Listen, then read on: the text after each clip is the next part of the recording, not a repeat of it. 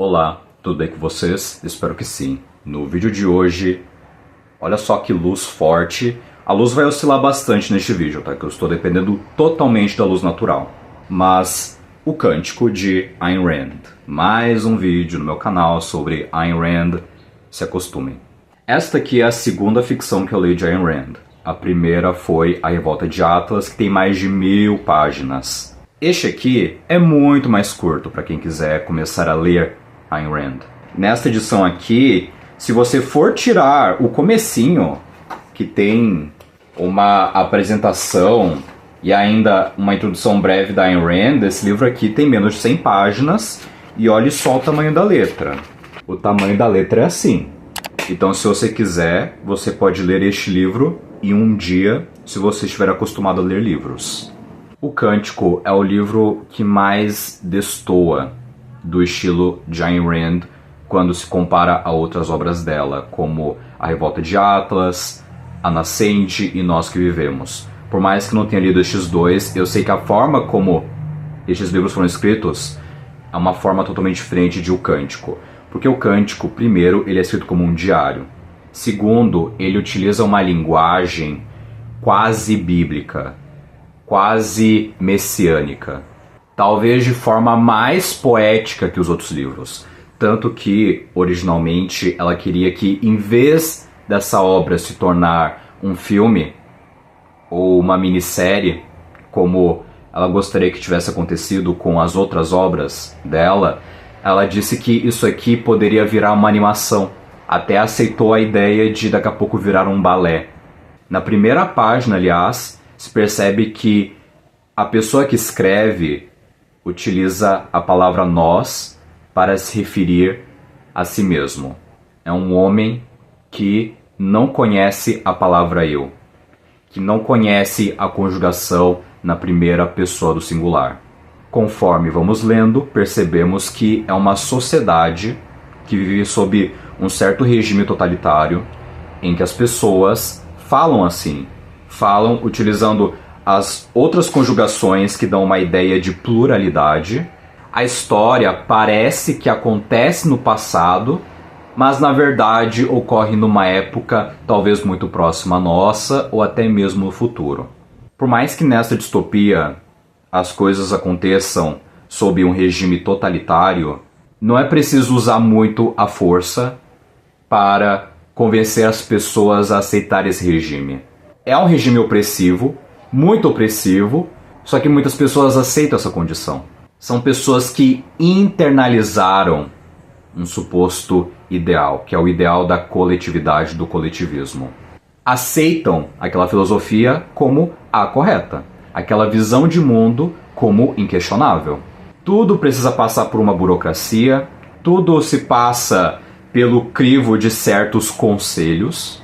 Todo mundo precisa, entre aspas, concordar com certas ideias, com certas decisões, com certas ações, o que faz com que tudo aconteça de forma muito lenta.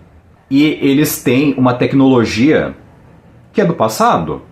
Eles não têm o relógio como nós conhecemos, o relógio que a gente tem no celular ou que a gente vê assim no braço, no pulso.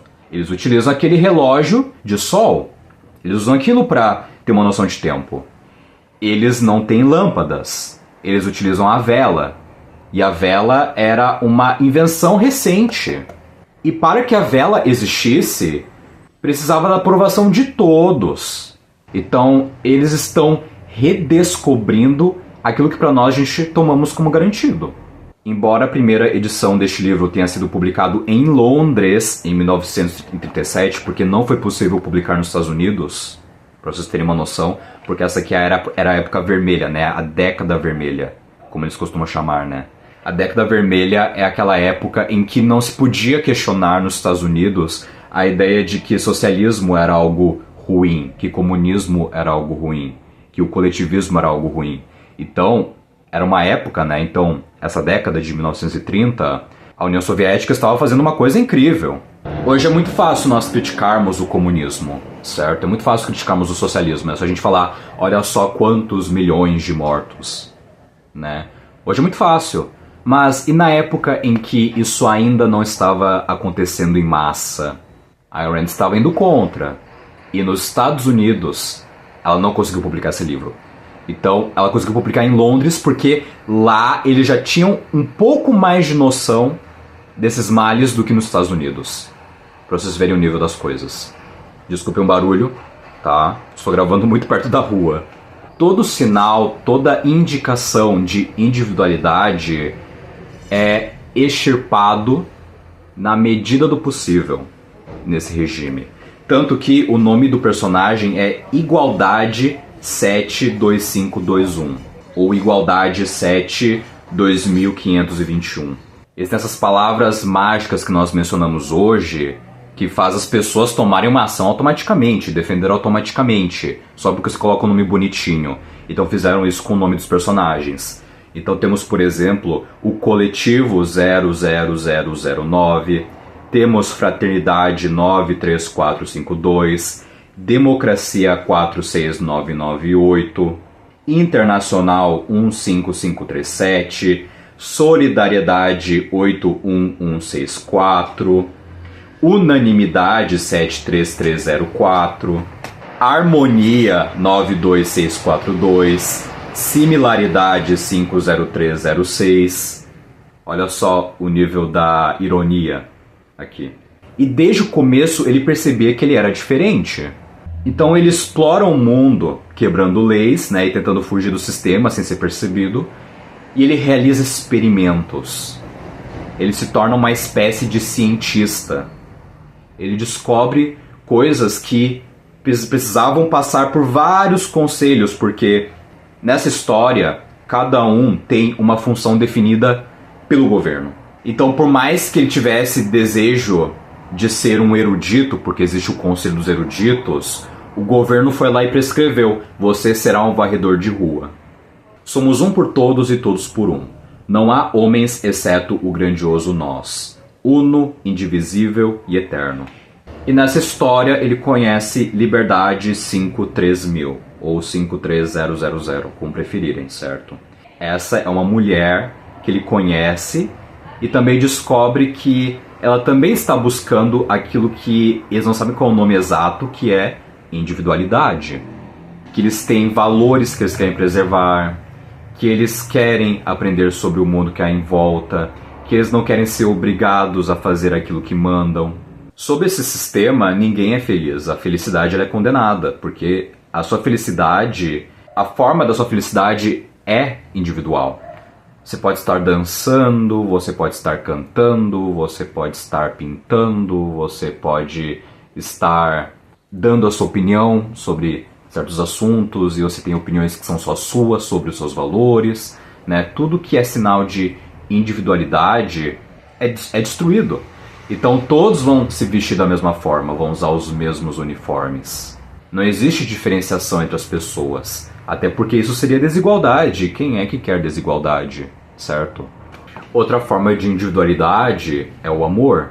Existe essa ideia de que o amor supostamente é a coisa mais altruísta que há, quando na verdade é a mais egoísta. Porque, obviamente, primeiro você se ama para depois amar alguém. E quando você ama alguém, você só ama essa pessoa porque ela é diferente de várias outras.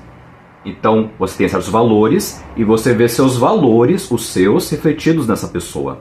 Por isso que você ama aquela pessoa. Não existe essa coisa de amor indiscriminado. Não existe essa ideia de que você ama todo mundo, porque se você ama todo mundo, você está dizendo que ama ninguém. Você se sentiria amado se ouvisse do seu namorado ou da sua namorada o seguinte: eu namorei você e escolhi você por pena. Você é uma pessoa tão miserável, tão coitadinha, tão de má vontade assim, ninguém te quis assim, você não se esforça, você é tão fracassado e é por causa disso que eu decidi namorar contigo. Você gostaria de ouvir uma coisa dessas? Não, você quer ser amado pelas suas virtudes, porque você está se esforçando, porque você tem virtudes, porque você é uma pessoa boa, porque você crê que merece aquilo, você merece o amor. Com o amor pode vir o sexo.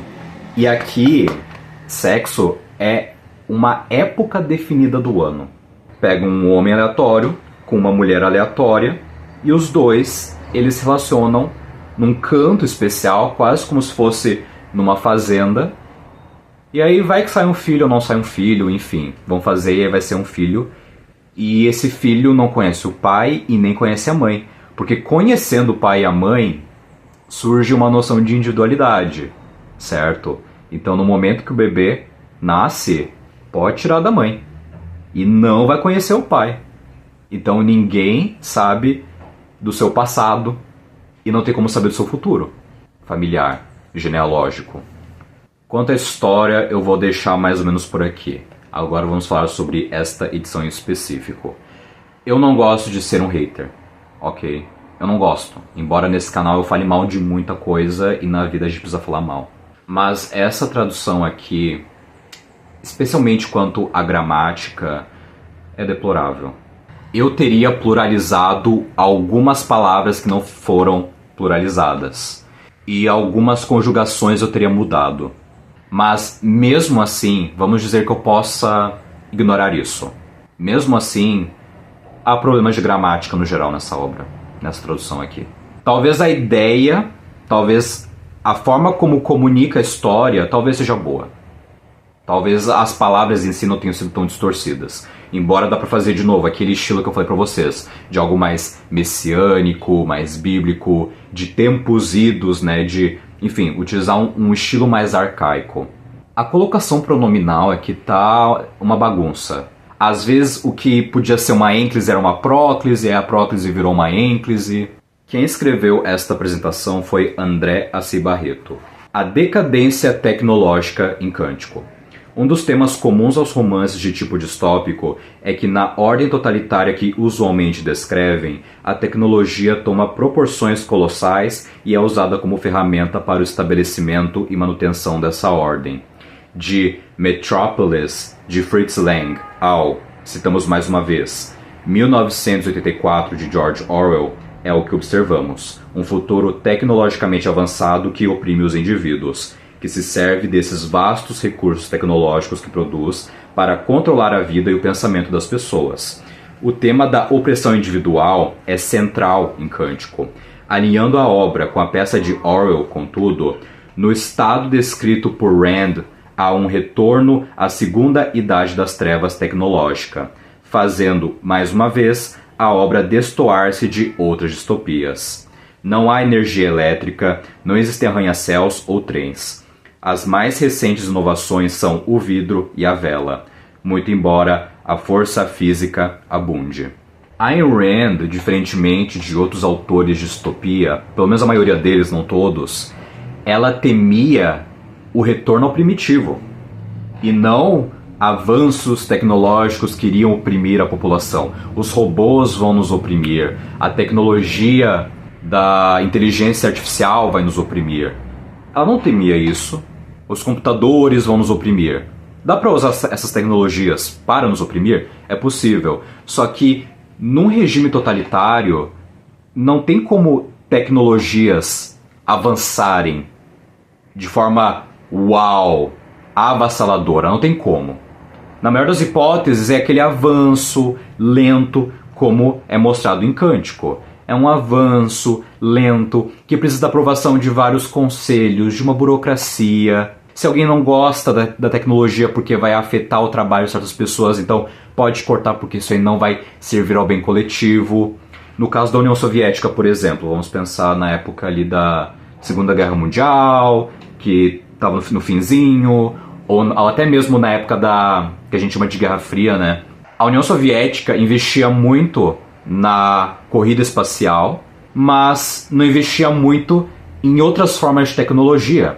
Existem várias tecnologias do dia a dia que poderiam ter investido na União Soviética, que poderiam facilitar a vida das pessoas comuns, né? Mas na União Soviética não existiam empresários, ou pelo menos não existiam empresários como temos nos Estados Unidos, ou como temos hoje em países muito mais civilizados e tecnológicos. Tudo é centralizado, tudo é definido por uma economia planificada, em que cada pessoa vai realizar tal tarefa de tal forma e quem exceder isso está indo fora dos limites. Aí precisa, né, de um monte de regulações, um monte de alvarás, um monte de carimbos. Inovações não são coletivas. Invenções não são coletivas. Elas são feitas pela mente de uma pessoa. Que sim, essa uma pessoa, ela precisa da ajuda de outras pessoas que também inventaram outras coisas. Nós vivemos sobre ombros de gigantes.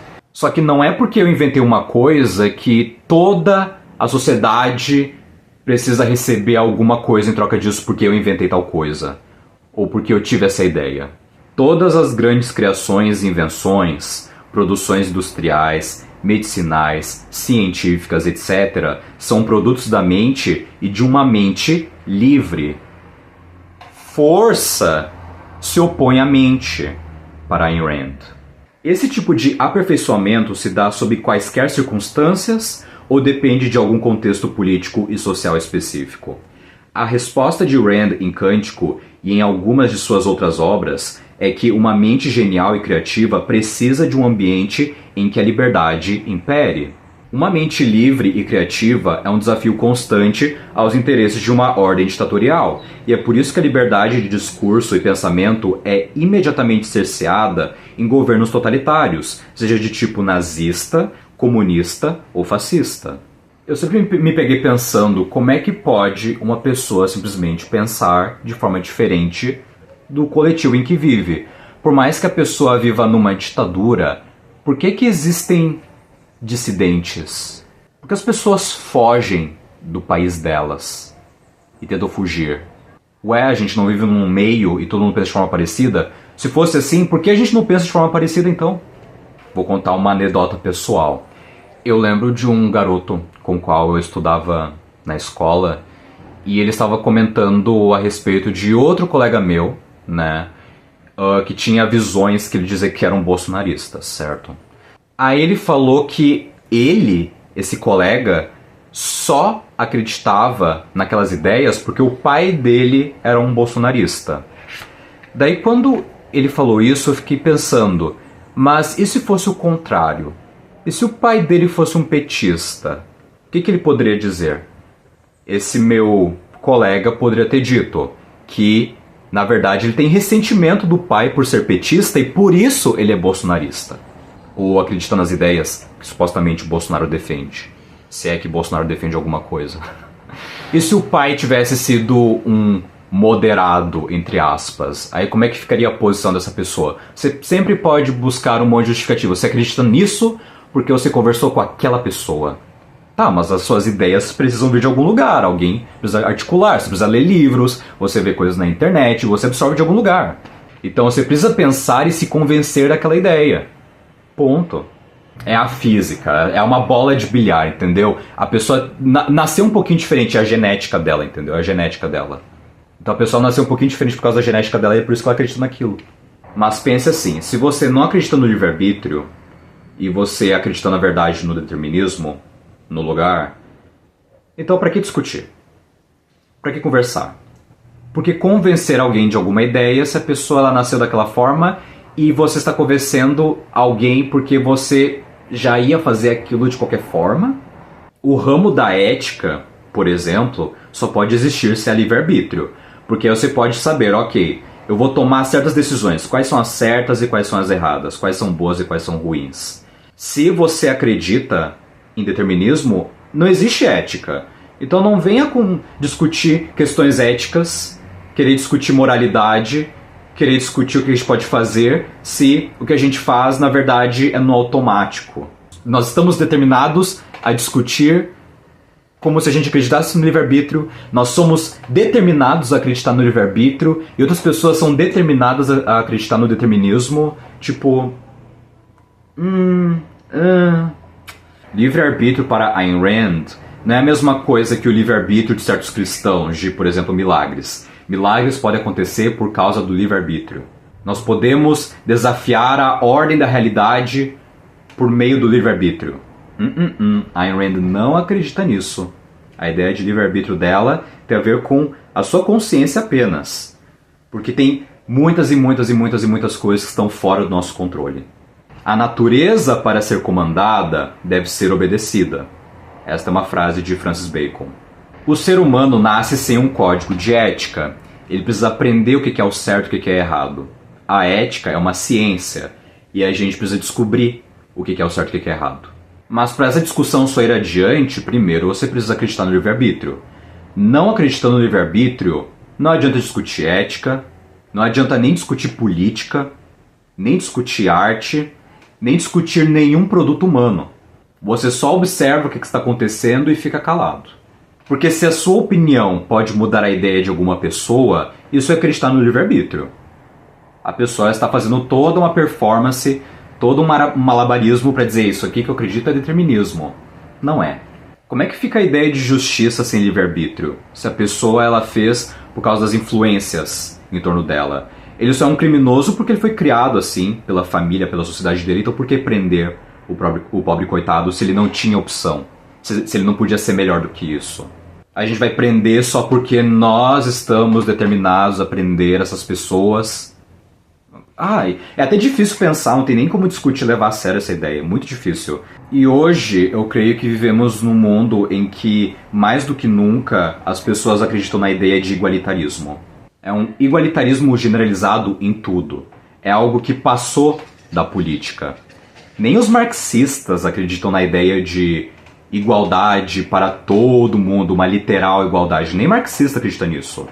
Tem pessoas que vão se incomodar com o fato de que uma pessoa é mais bonita do que você. Tem pessoas que vão se incomodar com o fato de que o outro tem um talento que você não tem. E você vai querer reivindicar alguma coisa disso. Existem pessoas mais inteligentes do que eu. Isso não está certo. Existem pessoas mais capazes do que eu. Isso não está certo. Se eu tenho uma doença ou não, isso é arbitrário, né? Vocês que decidiram chamar uma condição de normal e outra de anormal.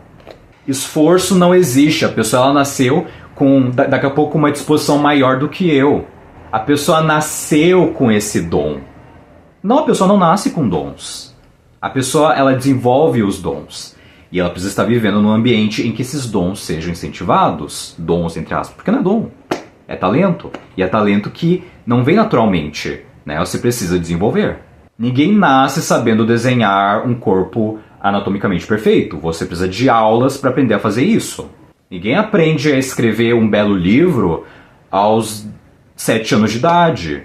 A pessoa precisa ser alfabetizada, precisa ler muito, precisa consultar o dicionário. A pessoa não inventa um remédio do zero. A pessoa ela estuda e observa a realidade e passa por tudo isso para aí conseguir desenvolver aquele remédio que você vai tomar. A pessoa não nasceu, eu nasci, eu criei um remédio. É necessário um esforço cognitivo. É necessário pensar e pensar e pensar e botar a ação em prática. É muito fácil pensar assim, se eu tivesse nascido no corpo dele eu conseguiria. Mas você também quer a mente dele. Porque se você fosse estar no corpo dessa pessoa e com a mente que você tem, ia ser diferente. Eu sei que parece papo de coach. Nossa, mudaram sua mentalidade, não sei o que, mas esse que é o problema de hoje. Eu não acompanho coaches, eu não gosto de coaches, mas o coach é produto da lacuna que os filósofos deixaram, entregaram. Você vê os filósofos hoje, os intelectuais de hoje, que pregam essas ideias, as pessoas pensam, meu Deus, mas isso aí não vai agregar na minha vida, isso não me edifica. Então, o que eu posso fazer para me esforçar? Olha, tem um cara ali que está dizendo que se eu mudar minha mentalidade, eu consigo conquistar algumas coisas na minha vida. Eu quero mudar de vida. Então, por isso que as pessoas estão deixando de ligar para a filosofia e escutar um monte de coaches e, talvez por uma falta de discernimento, vai começar a escutar um monte de curandeiros. Vai escutar um monte de charlatões. E a filosofia virou não uma coisa para melhorar a vida das pessoas, mas não, o contrário. Mostrar que a vida é ruim, que a vida é uma desgraça e é isso aí mesmo. O que torna você especial? O que você espera da sua vida? Porque não existe o sentido da vida. É você que dá sentido à sua vida. Para que a ideia de valor surja, é preciso um valorizador, um valorador. Então, o que você valoriza e o que impede você de atingir os seus desejos, as suas vontades, conquistar aquilo que você tanto quer. E talvez essa seja uma das perguntas mais difíceis de responder, né? O que eu quero para minha vida? É uma pergunta difícil. Demanda esforço. E a gente leva anos e anos para descobrir as coisas que a gente gosta, e o tempo passa e a gente descobre coisas novas, e talvez a gente descubra aquilo que a gente gosta mais e aquilo vai definir nossa vida. Enfim, a gente não pode perder o nosso tempo precioso com aquilo que é secundário, com aquilo que não importa, com aquilo que disseram que nós devemos fazer, né? Prescrevem toda uma vida. Então, na sua infância deve ser assim. Quando você estiver na escola, você faz isso. Na faculdade, você deve ir à faculdade. Ao ir à faculdade, você deve fazer isso. Aí, quando você trabalhar, você deve fazer isso.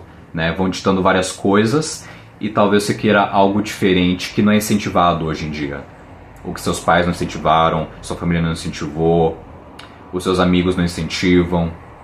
Ou você vive num mundo ou num país que não incentiva isso. Você tem uma ideia única, mas você deixa de exercer porque ela não é popular. Você já imaginou como seria o mundo se a gente fizesse tudo só porque é popular? Vocês acham que um celular só ia existir porque todo mundo teve a ideia da criação de um celular e todo mundo queria um celular? Henry Ford dizia assim, que se ele escutasse as pessoas, ele ouviria delas que elas querem cavalos mais rápidos e não carros. Às vezes você tem uma ideia polêmica, você tem uma opinião polêmica. Você vai ter a coragem de expressar sua opinião, porque se você não expressa sua opinião, só vai ter a opinião das outras pessoas, que vão influenciar o mundo de hoje. E já que nós sabemos o significado da palavra eu, num nível pelo menos superficial, eu sou eu, quem sou eu? Pergunta importante de se fazer. Então aqui nós temos uma ode à individualidade. O que torna eu, e o que torna você, você. Enfim, esta foi a resenha de Cântico, ok? Então, muito obrigado por assistirem. Curtam, comentem, compartilhem, se inscrevam e até o próximo vídeo. Tchau!